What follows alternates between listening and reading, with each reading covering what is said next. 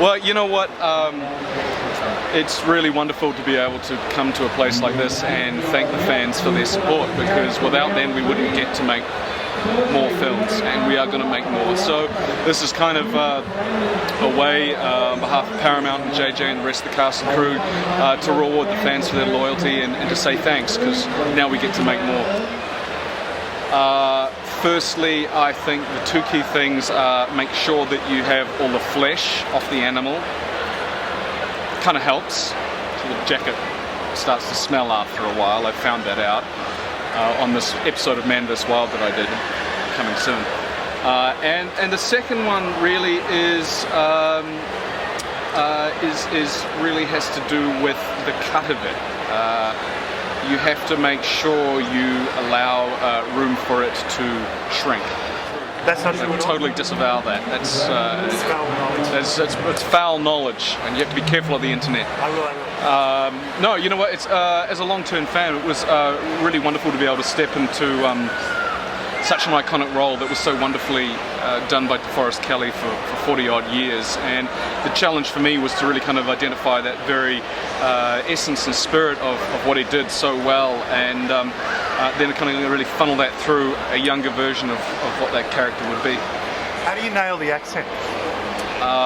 That is a good question. I have no idea. I do it by feel, and I also consulted with a dialect specialist, because there are a few kind of rules that you have to know. And was there something horrific that you started off with and then had to get away from? No. It's just magic. Your words. So how do you feel like starting a huge franchise at the beginning rather than halfway through? You know what? I haven't really even had time to think about anything like that. I feel very blessed to be a part of something that I loved, watching as a child, and now has been so well received and found an audience. And the cool thing is we get to make more of these, and I'm really looking forward to that. Has anybody told you anything at all? No. I mean, it's early days. They're just in the process of sort of conceptualizing it and putting it together. But it's J.J. Abrams. It's going to be good. I met with everybody I could meet. I met with executives at Paramount. I met with J.J. and then went and did a screen test for J.J. and it was all of those that sealed the deal. When did it change from "you've got to be kidding me" to "this just might work"? You've got to be kidding me. I don't know. That's a JJ question, I guess. Oh wow. Out of anybody from the sci-fi universe? Oh, that's a good question. There's a lot to choose from. I think Blade Runner is one of my favourite movies. I'd have to say probably Ridley Scott, just because of Blade Runner, Alien. Plus, he could give you a job.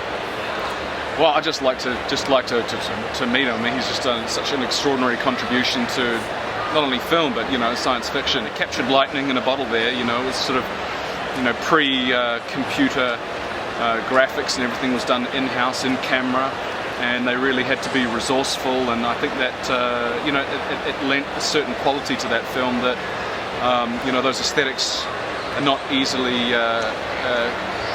recaptured in the modern age.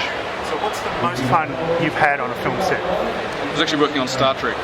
Yeah, it was the challenge was to stop laughing before the camera started rolling. And we just had it's just a great group of people, and a lot of fun, and I'm looking forward to working with them again. Fantastic. Cool. Karl, thanks so much. Thank you so much.